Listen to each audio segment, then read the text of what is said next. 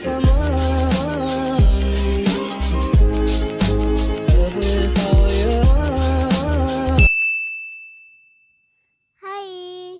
Assalamualaikum guys. My name is Aulia Tufaki and I'm from Tadris Bahasa Inggris 3 UINSI Samarinda. Before we start, I want to say sorry because I can face my issues like insecurities about my face and my voice like disgusting, like but don't worry miss.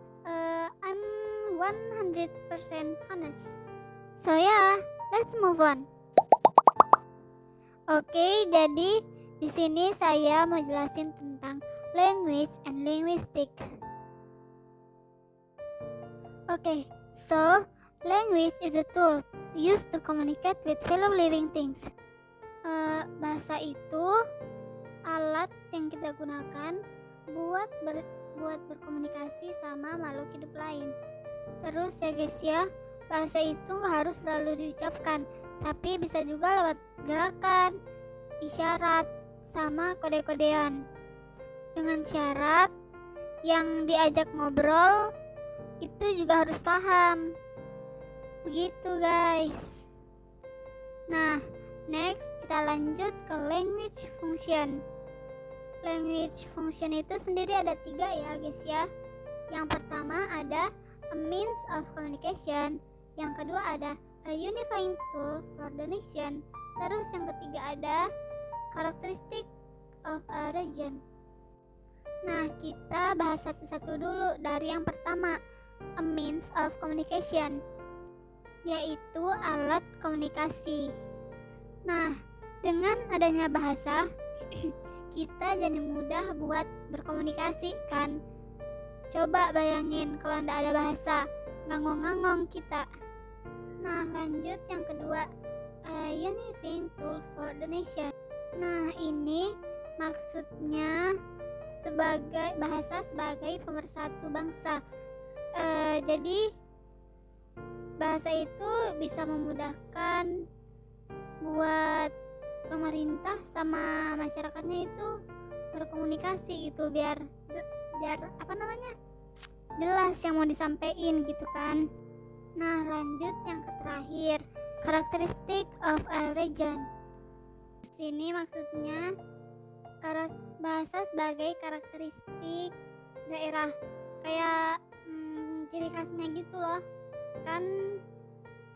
Bahasa Kaltim Kalimantan beda, bahasa Jawa beda, bahasa apalagi Sulawesi beda kan, apalagi Papua beda juga. Nah, karena itu makanya disebut sebagai ciri khas daerah. Tapi yang tadi itu masih dalam lingkup kecil. Kalau lingkupnya sudah besar itu kayak setiap negara beda-beda kan bahasanya. Nah, oke, lanjut ke benefit of learning language. Ada 3. Yang pertama, the official language of country. Maksudnya itu manfaat bahasa sebagai bahasa resmi suatu negara. Contohnya itu kayak negara Indonesia pakai bahasa Indonesia. Terus negara Malaysia pakai bahasa Malaysia juga kan. Nah, kalau ditanya apa bedanya, ya beda, tapi banyak juga kesamaannya, kayak gitu. Lanjut yang kedua ada cultural development tools. Itu maksudnya bahasa bisa menjadi alat pengembang budaya. Contohnya tuh kayak misalnya kan kita ke negara orang, terus misal kita pakai bahasa Indonesia, ditaulah kita orang Indonesia. Nah, kalau udah gitu orang bule pasti kayak, wih, Indonesia nih, sabi kali kenalin budayanya. Ya kayak gitulah. Jadi kan orang bule tuh gak ragu buat belajar budaya dari kita, soalnya kan dari orang Indonesianya langsung maksudnya. Oke, terus lanjut yang ketiga, introduction to the world of education. yang artinya pengenalan ke dunia pendidikan. Oke, next ada linguistik. Oke, so linguistic is a branch of science or a discipline that studies language scientifically. Linguistic has an object, namely human language. Jadi linguistik itu ilmu yang mempelajari bahasa. Kan bahasa ini anunya. Nah, linguistik itu ilmu yang pelajarin bahasanya gitu. Terus ya guys ya, linguistik ini juga masuk ke apalagi namanya, ilmu lain kayak kognitif, psikologi, antropologi, sosiologi, sama banyak lagi. Jadi gitu ya, beda sama bahasa yang punya penjelasan lain, sama linguistik yang juga punya pembahasan lain. Pokoknya mereka itu beda. Oke. Terus lanjut ke major subdisiplin.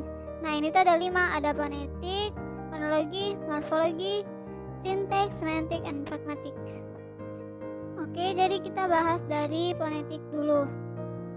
So, phonetics learn about sound, how to pronounce the correct vowels, consonant, and deep talk.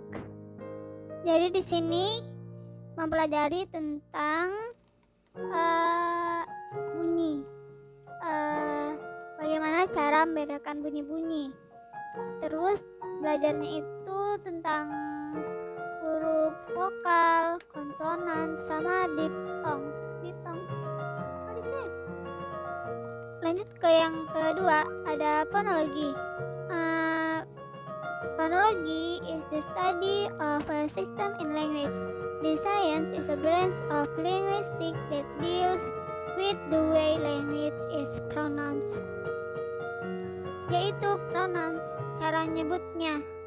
Oke guys ya, lanjut ke yang ketiga, ada morfologi. Morphology studies about morpheme, which is the smallest part of language that has meaning. Pokoknya itu yang mempelajari tentang hal-hal yang detail, yang paling detail pokoknya. Terus keempat ada syntax. Syntax is the science of governance that describe the relationship between language element to form a sentence. Mohon maaf tidak ada waktu untuk menjelaskan, detailnya sudah dekat. So, jadi lanjut ke yang kelima, ada semantik and pragmatis. Itu satu paket yaitu. Semantik itu studies the linguistic meaning or meaning that is internal. Terus kalau pragmatic itu studies the speaker's meaning or meaning in speakers and is external in relation to the context. Oke, berhubung deadline mepet sekali. Bye bye. Thank you for watching.